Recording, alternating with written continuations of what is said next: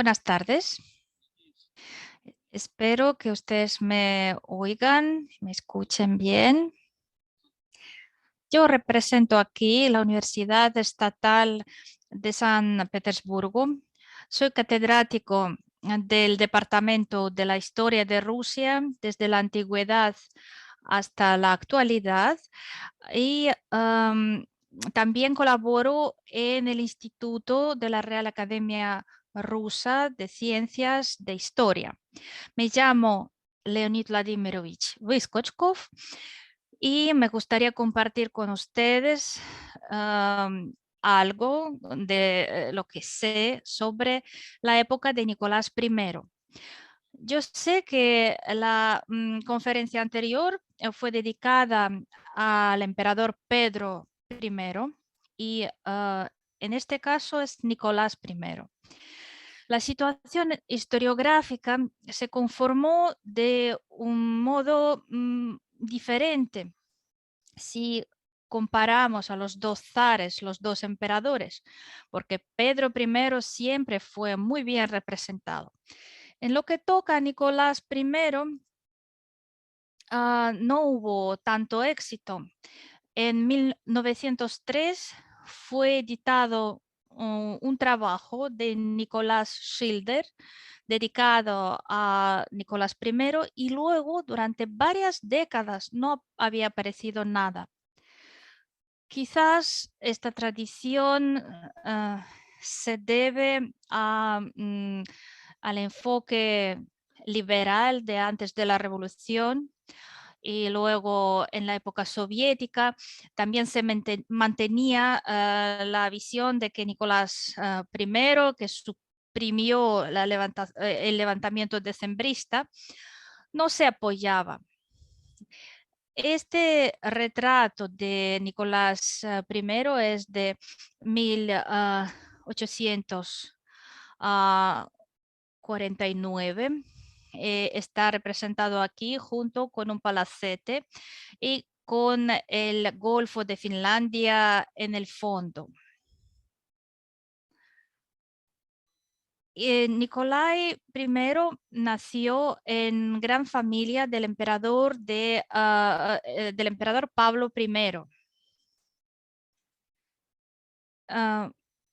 Aquí vemos el retrato de Gerardo Kugelgen, es la familia del emperador Pablo, ejecutada cerca del año 1800. Es una gran familia. Hubo 10 hijos. Olga murió de pequeña y aquí los pueden ver con un parque en el fondo, la residencia de María Fyodorovna, madre de Nicolás I. Luego nacieron las hijas, los últimos dos.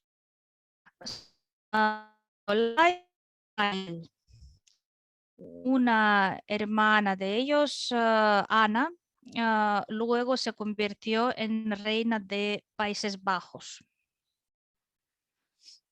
En este cuadro, Nicolai tiene 4 años. Él nació el 25 de junio de 1795, un año antes de que muriera Catalina II, que sí tuvo tiempo de cogerlo en brazos y dijo qué gran caballero será. Y realmente Nicolás se parecía más a su madre, María Fyodorovna, no como su padre. Él era un hombre fuerte, medía 1,89 centímetros. Pedro el Grande medía más de 2 metros, pero Nicolás también era alto, fuerte, hacía deporte y también Era un muy buen jinete, sabía operar con las armas y parecía que en principio no debería convertirse en emperador porque tenía hermanos mayores, Alejandro y Constantino. Mm, Alejandro era heredero y después de Alejandro iba Constantino.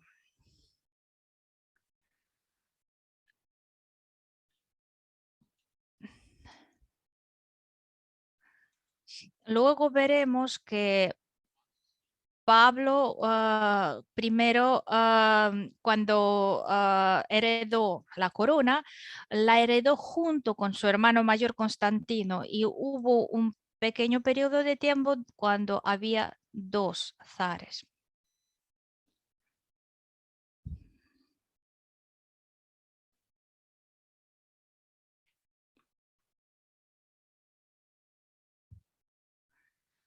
Así se veía Nikolai Pavlovich ya en el año 1814. Es un retrato ejecutado por el pintor Kiprensky. Y aquí está condecorado con la orden de Andrés, el apóstol Andrés, pero luego ustedes también pueden ver una pequeña cruz de Malta y Pablo entró en la orden y luego se convirtió en gran maestro. Había una cierta contradicción porque es una orden católica y el cristianismo ortodoxo no se compaginaba muy bien. Incluso hubo un momento cuando España declaró guerra a Rusia justamente por las contradicciones relacionadas con la Orden de Malta y las contradicciones religiosas. Y luego esta cruz de Malta la llevaba a su mujer después de su muerte. Este retrato ya está pintado después de 1820. Y Nicolás siempre era un niño muy guapo y un joven guapo también, esbelto, alto, con una cara como griega o romana antigua, con sus raíces alemanes. Él gustaba a las mujeres y, como ya he dicho, parecía que no iba a subir al trono. Pero ya en 1809, María Feodorovna, su madre, dijo a propósito que es posible que Nicolás luego subiera al trono. Y incluso no sabemos por qué lo dijo tan temprano. En realidad,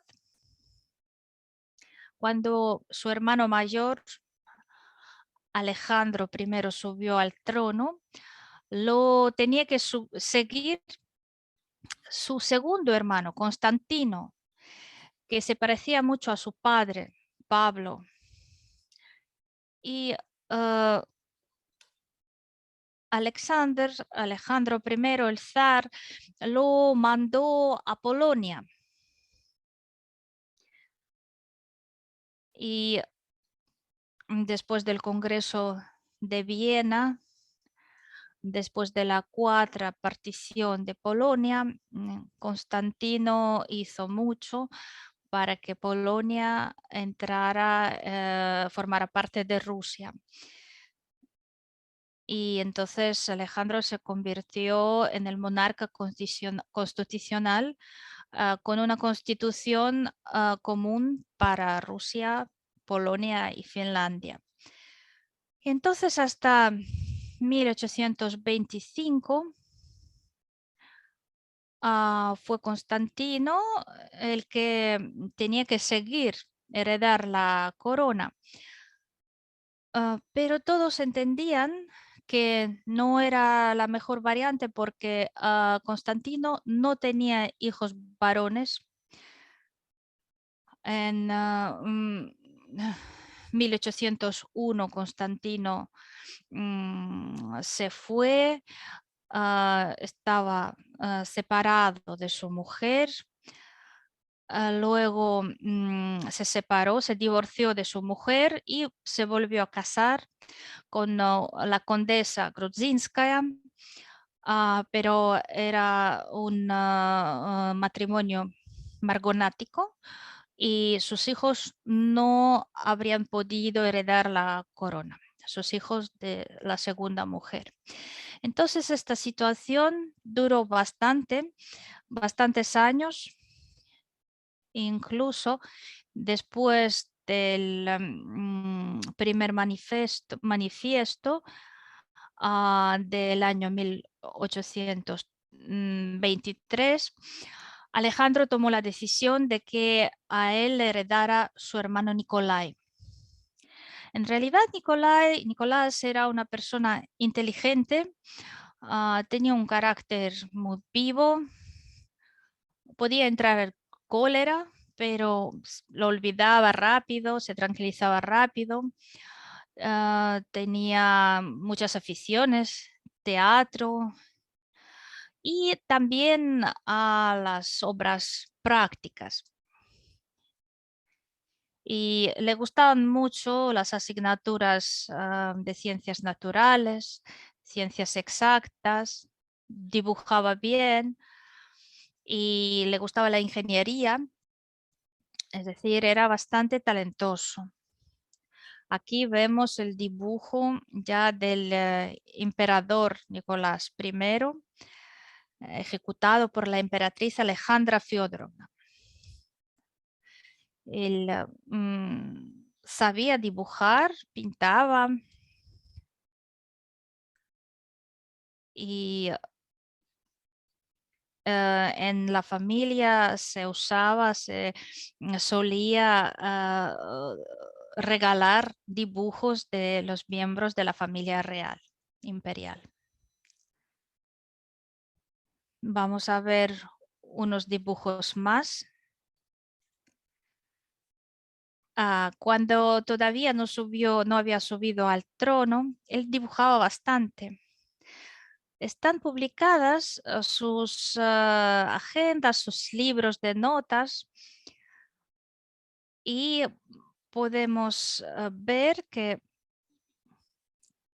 él dibujaba o anotaba más de 3 veces al día. Yo pinté o toqué el piano. Es decir, podemos deducir que era una persona con múltiples dones. En el archivo estatal se guardan varios dibujos suyos. Él tenía sentido de humor, contaba anécdotas y chistes. Y algunos dibujos sí son atribuidos a él. Esta persona ejecutada aquí es el ayudante de Benckendorf y aquí está su mujer. Así que él pintaba a personas que conocía. Cuando era niño y adolescente se interesaba mucho de la historia. Con 4 años él ya empezó a estudiar con el general Lansdorff. Era un pedagogo, una persona bastante estricta y muy seria. Nicolai era muy vivo y travieso y su maestro lo podía pegar. Y primero Nicolás y Miguel estudiaban juntos, los 2 hermanos menores. y así pudieron hacer un curso de un colegio y luego de una universidad. Uno de los historiadores lo llamó un Pedro I, pero educado. Y había varias fuentes que dicen que Nicolás I era una persona con una muy buena educación, porque luego muchas personas, y luego Engels, cuando escribía sobre su persona, decía que era un militar, un típico militar, pero no era así. Él hablaba francés, inglés, alemán. Él mismo tuvo que aprender el ruso y introdujo el ruso como lengua del palacio, porque no era tan obvio. Y en el Ministerio de Asuntos Exteriores sí se mantenía la tradición de hablar en francés. Se interesaba, como ya he dicho, en la historia y para él era muy importante que pudiera encontrar ejemplos. Cuando era joven escribió un ensayo sobre Marco Aurelio y allí expuso a lo que es en un emperador ideal. Así que ya en sus obras, sus redacciones, había ideas interesantes. El teatro era una de sus aficiones. Casi el teatro le gustaba más que a otros emperadores rusos. También hay que mencionar su casamiento, claro. Había una costumbre de dar educación doméstica. ¿Por qué? Porque había guerras napoleónicos en aquel momento. Y Alejandro dio el permiso a sus hermanos menores, Nicolás y Miguel, venir a París a finales de la guerra napoleónica.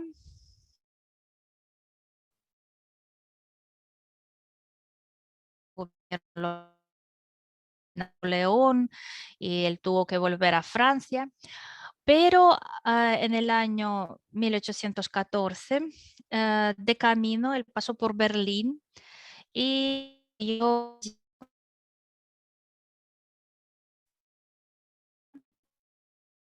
de ella, y ella también lo aceptó y hizo con él. Y en 1817 ustedes ven el retrato ejecutado antes de la boda y en el año 17 se casaron. Es decir, pasaron 3 años desde su casamiento. Y como el regalo de boda, el zar Alejandro le regala a Nicolás y a su esposa el Palacio Anichkov de San Petersburgo. También Nicolás en este momento era inspector general de ingeniería y también ya era militar. Es decir, tenía como doble profesión. Por un lado, controlaba todas las ferrocarriles, todas las obras de ingeniería, pero por otro lado, él era general militar, primero de brigada y después subió el rango.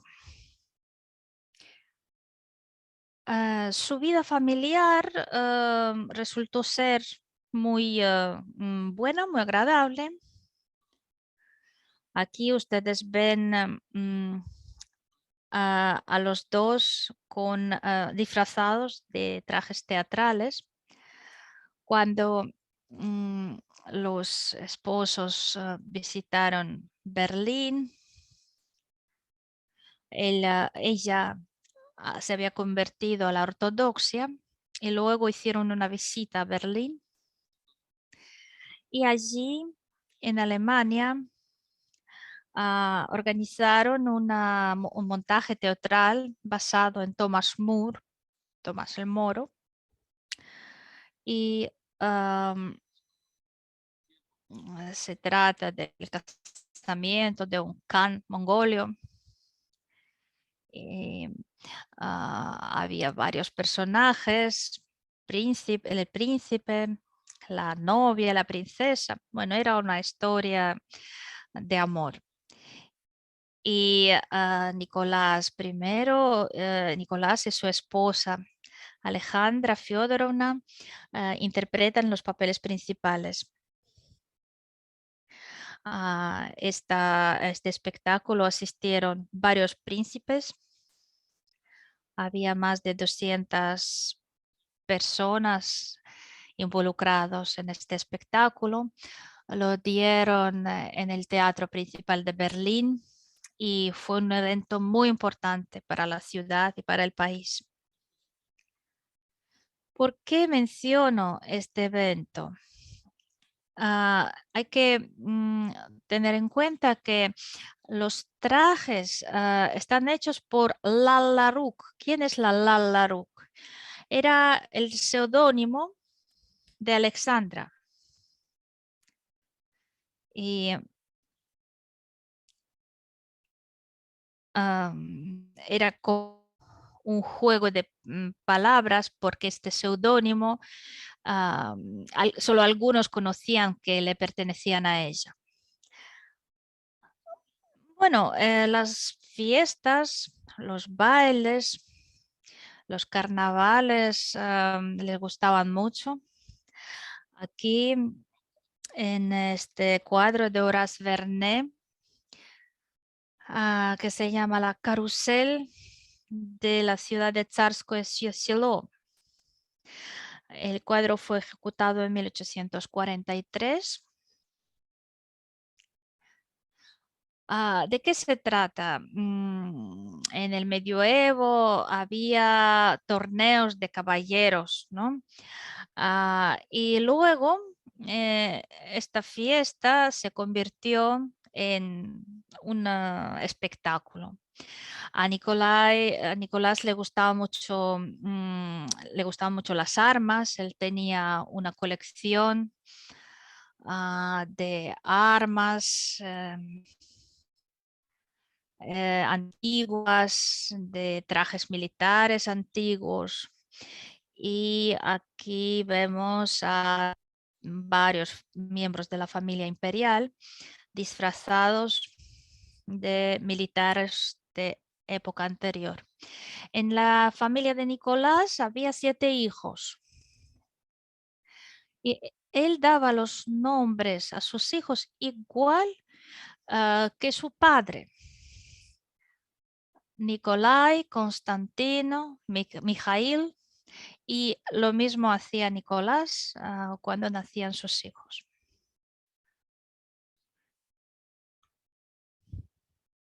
Claro que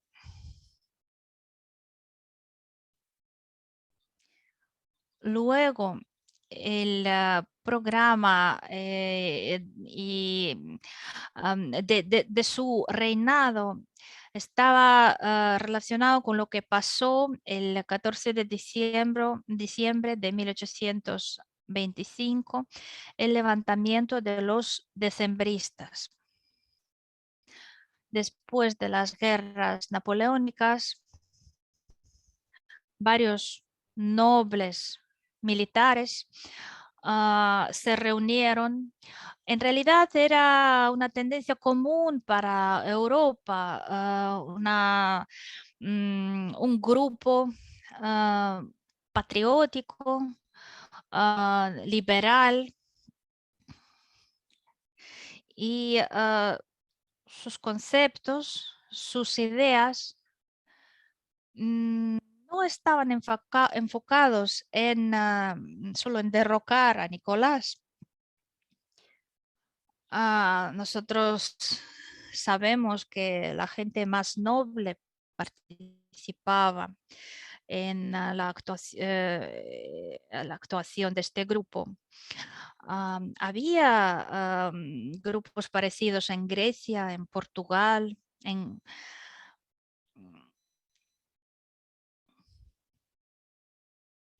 también los principados de Danubio. Es decir, era algo típico de la época. Y los futuros decembristas se orientaban a estos escenarios de revoluciones militares, de golpes militares. Y Alejandro I ya sabía sobre estos grupos, y él escribía sobre estas ideas liberales que incluso se introducen en el ejército ruso. Y hay que tener en cuenta que Alejandro I durante su reinado cambió bastante. Al final de su reinado aparecieron tendencias muy conservadoras. Aparecieron los gendarmes, la CIA, con el general Arakchev. Y primero los planes de decembristas coincidían con las reformas de Alejandro, pero luego empezaron a dividirse y parecía que el poder, el zar Alejandro, que parecía que estaba preparado para todo, no estaba muy seguro de quién tenía que heredarle. Alejandro no tenía hijos varones.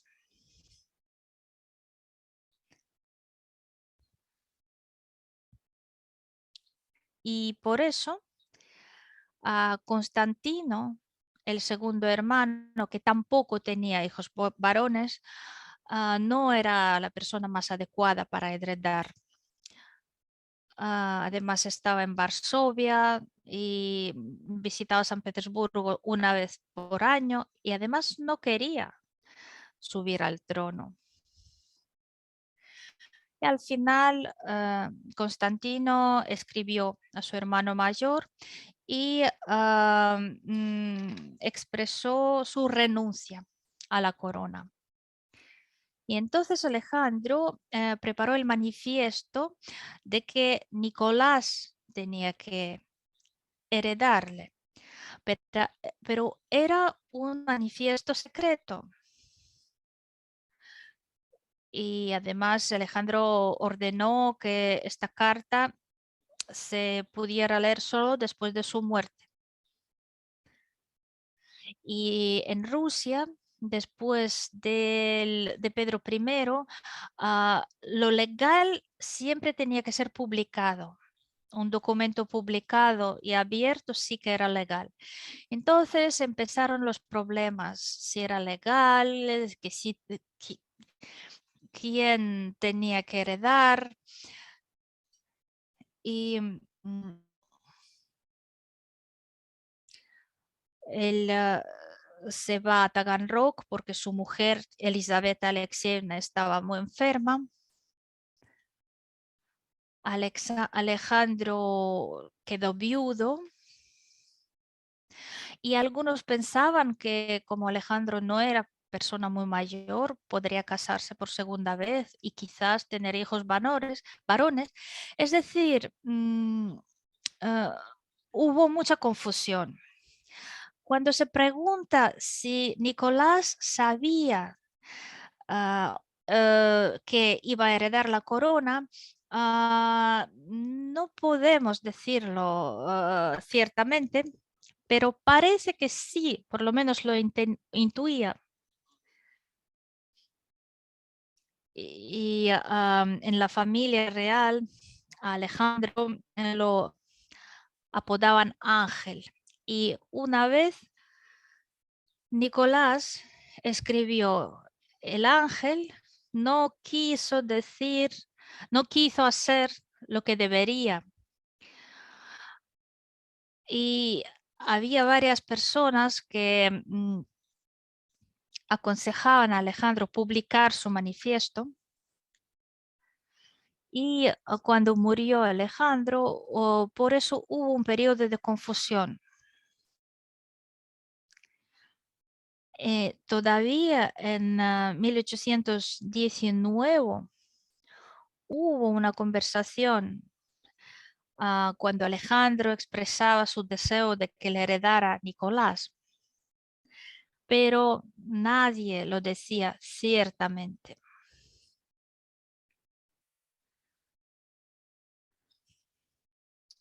Así que hubo una confusión y el 19 de noviembre de 1825, de repente, Alejandro muere con 48 años en la ciudad de Taganrog. Llega la noticia a San Petersburgo y empezó este periodo de entre dos reinados. En este cuadro, ustedes ven como hacia el Palacio de Invierno llega la tropa del ejército, la tropa Preobrazhensky. Es parte de la rebelión, del levantamiento de los decembristas. Los decembristas, los oficiales, les llevaron a un gran grupo de soldados que no sabían qué pasaba. Y Nicolás suprime este levantamiento de una manera muy cruel. Y Nicolás hizo dos conclusiones. En primer lugar, él entendió que cualquier revolución tiene que ser aplastada. Pero por otro lado, llega a otra conclusión, que las reformas son necesarias. Lo que pasa es que él ve este proceso como más paulatino y que las reformas tienen que venir desde arriba. Ustedes sabrán que los decembristas fueron juzgados y 5 de ellos ejecutados. Y luego Nicolás crea el comité de investigación en el año 1830, 26, que existió hasta el año 30, hasta el año de la Revolución en Europa. Y era un comité secreto que estudiaba las causas de la rebelión. Y él analiza el reinado de su hermano, los problemas que existen en el país. Y además, después del levantamiento decembrista, él no solo teme una rebelión de campesinos, sino también de nobles. Y los historiadores llegan a la conclusión de que Nicolás I quería abolir la esclavitud de los campesinos, la llamada esclavitud de gleba, pero le impide la situación exterior, las guerras, las revoluciones en Europa, y le parece que no hay que precipitarse porque esta composición, este sistema basado en el campesinado todavía funcionaba y la economía de Rusia se desarrollaba.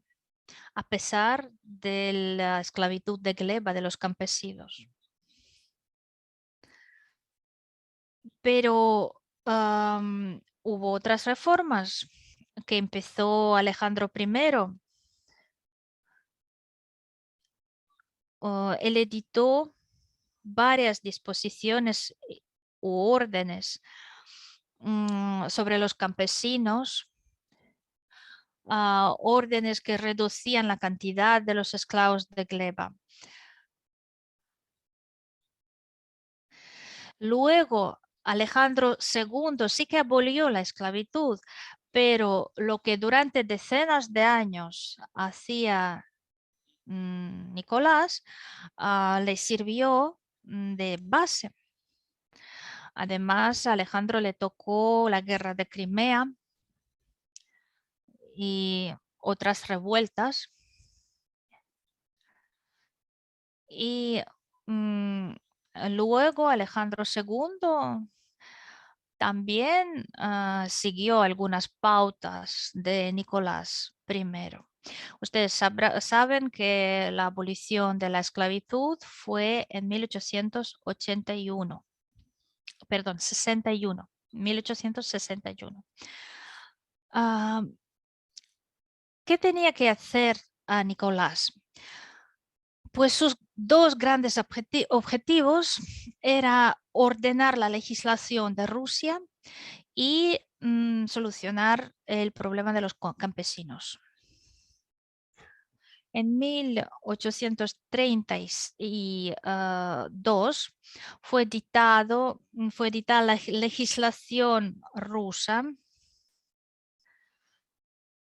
que ordenó todas las leyes que había.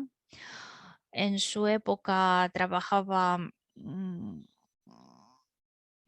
el gran personaje, gran político Speransky, y con su ayuda él también editó los 10 tomos de leyes de Rusia.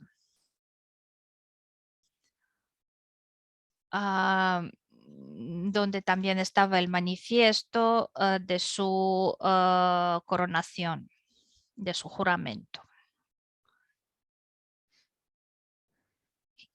Y la legislación rusa ganó bastante con esta reforma legislativa. Si hablamos de la política interior, también es muy importante la reforma financiera de los inicios de los 40, lo que en Rusia se llama la reforma de Kankrin, aunque el que inició la reforma fue el zar Nicolás I.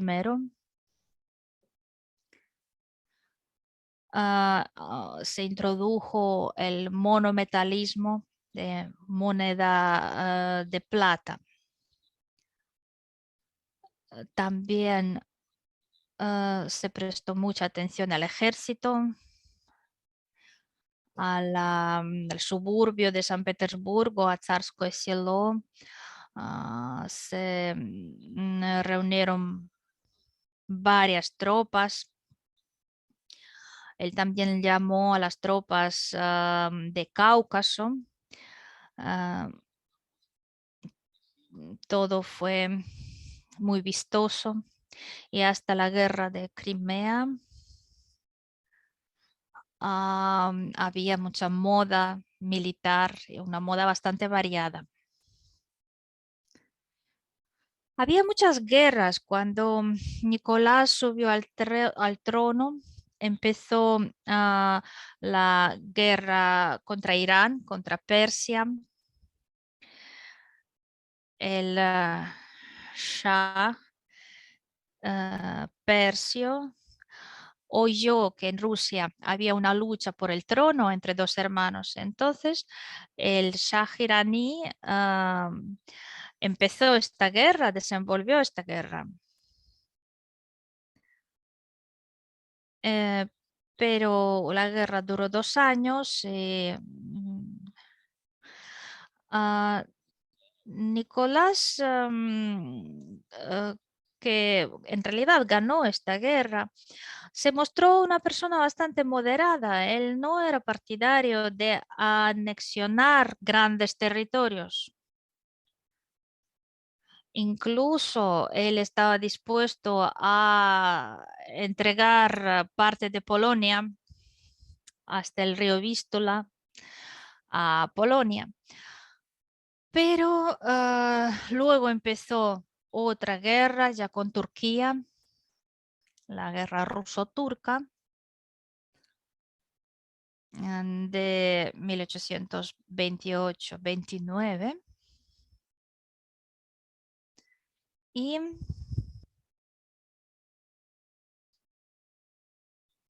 esta guerra terminó con la paz de Adrianópolis.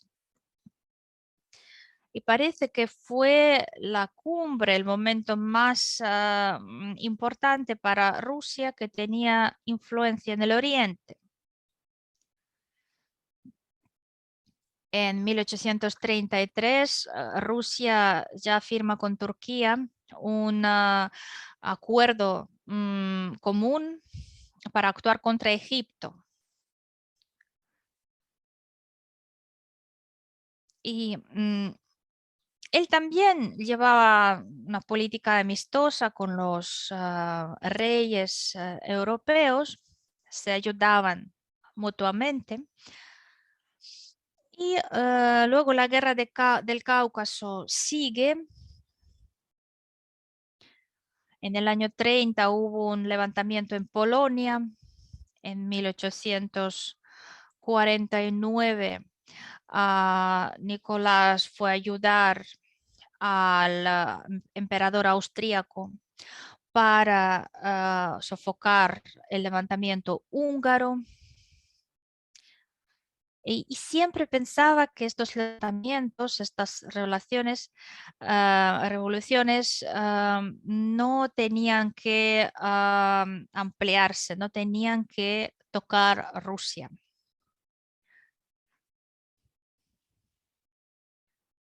Luego, Nicolás trabajó bastante para construir varios barcos, buques militares. Pero la guerra de Crimea, que empezó como una guerra con Turquía, primero se marcó con varias victorias de las armas rusas, pero luego Inglaterra y Francia acudieron en ayuda a Turquía y en el año 1854 en Crimea, en Eupatoria y en Sebastopol hubo varias batallas muy sangrientas y la verdad es que los enemigos lo que querían es dividir Rusia en partes.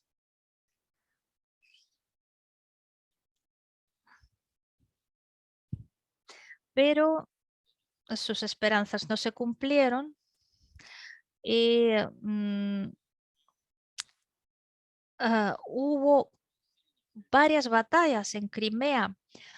Además, en Crimea no estaba todo el ejército ruso, solo una décima parte del ejército, porque otra parte tenía que estar cerca de las fronteras europeas.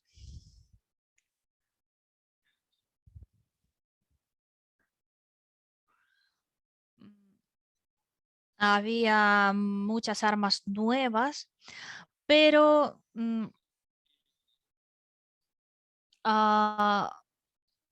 Rusia perdió solo parte de Sebastopol, solo su parte sur.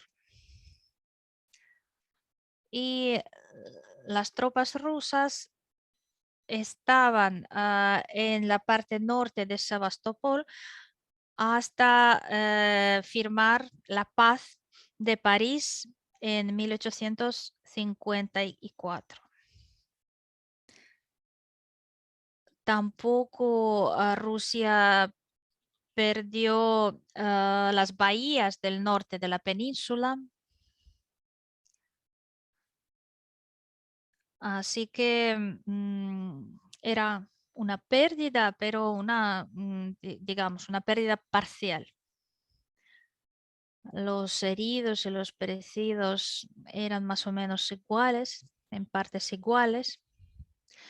Y luego, después de la muerte de Nicolás I, en febrero de 1855, la guerra seguía en vivo. Y le heredó Alejandro II, que viendo que el país y el ejército estaba ya exhausto, él decide firmar la paz y toma esta decisión para ocuparse ya de otras cuestiones. Aquí ustedes ven un cuadro de la apertura, de la inauguración del monumento a Nicolás I en San Petersburgo. Si hablamos de las relaciones entre Rusia y España, en aquella época, el embajador Páez de Cadena es mencionado en la obra Eugenio Onegin de Pushkin, pero en 1833 Rusia cesó rompió las relaciones diplomáticas con España porque Nicolás no aceptó a la reina Isabel II.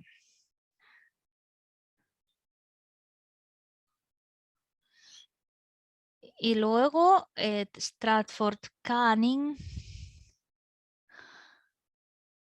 que estaba aquí con una misión diplomática, y Nicolás escribió en su diario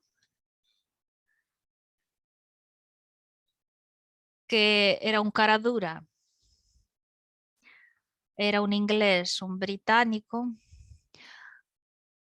y en el año 32 lo querían mandar a Rusia como embajador y Nicolás no lo aceptó.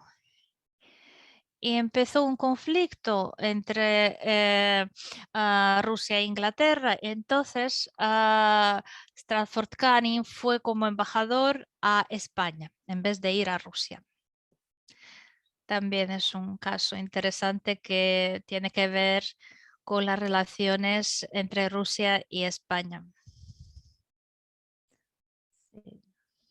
Podría ser la misma persona, el embajador en Rusia y en España, y le tocó España.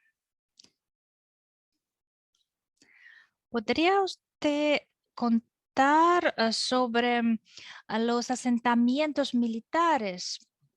Me interesa porque Nicolás no suprimió, no abolió estos asentamientos.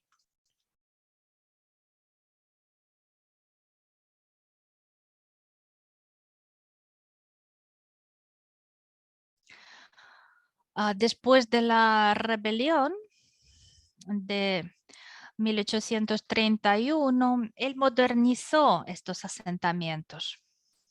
En el año 31, él los transformó, cambió el formato. Pero en realidad tampoco hubo tantos en Rusia, porque hay fuentes que dicen que había una gran parte del ejército que estaban en estos asentamientos, pero no era así, no era una gran parte del ejército. Y durante las reformas de los finales de los años 50 ya fueron abolidas, liquidadas.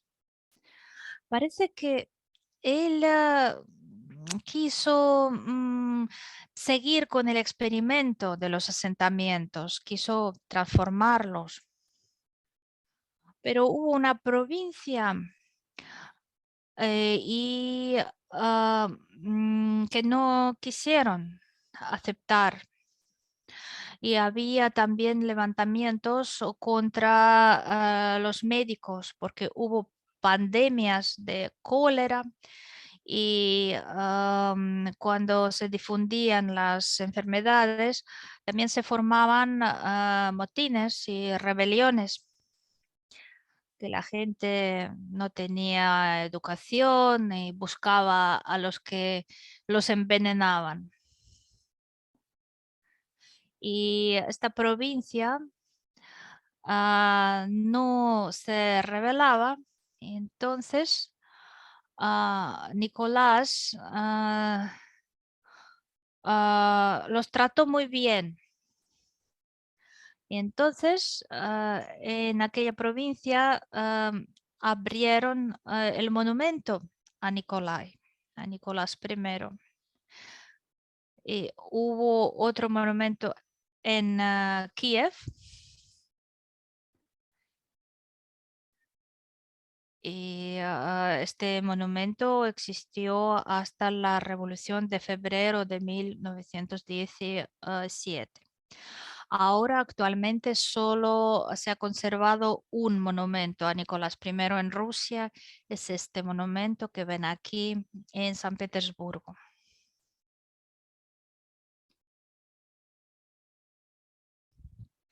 Bueno, entonces yo les agradezco por su atención,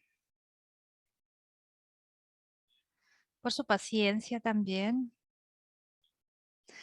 porque es una época complicada, problemática y en 50 minutos no he podido dedicarme con todos los detalles a estos eventos. Gracias por su atención.